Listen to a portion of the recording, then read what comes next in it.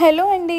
ఎలా ఉన్నారు? ముందుగా వీడియో చూస్తున్న ప్రతి ఒక్క మదర్‌కి happy mothers day. So, Kannayya అయితే నాకు ఈ గిఫ్ట్ ఇచ్చాడు. అండ్ నేను ఈ పర్స్ అమ్మకి తీసుకున్నాను. మార్నింగ్ ఫ్లైట్‌కి రెడీ అయిపోయి వచ్చేటప్పుడు అమ్మ ఇంకా లేవలేదు. సో, ఇంటికెళ్ళి ఇచ్చాననమాట.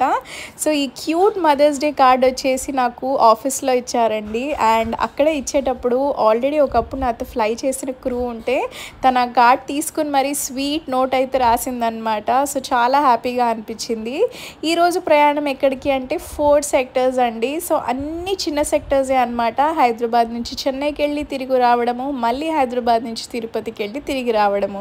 సో 3 సెక్టర్స్ అయిపోయి 4th సెక్టర్లో నేను తిరుపతి నుంచి హైదరాబాద్కి వచ్చేటప్పుడు ఫ్లైట్లో బాబు మోహన్ గారు ఉన్నారు. సో ఫస్ట్ టైం ఆయనను కలవడము, పలకరిస్తే ఎంత బాగా మాట్లాడారో చాలా బాగా అనిపించింది.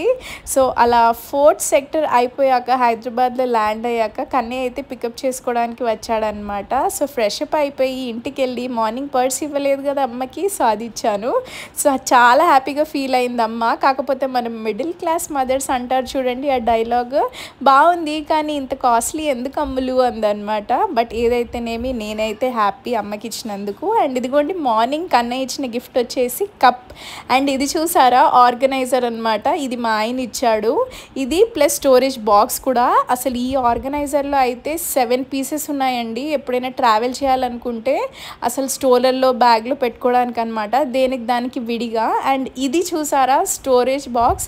ఇందులో అయితే మేకప్ అన్నీ ఏదన్నా పెట్టుకోవచ్చు. ఆన్లైన్లో తీసుకున్నారంట. సో నాకు కనుక లింక్స్ దొరికితే నేను అటాచ్ చేస్తాను, చెక్అవుట్ చేయండి. నెక్స్ట్ ఇంకా లంచ్ చేసి రెస్ట్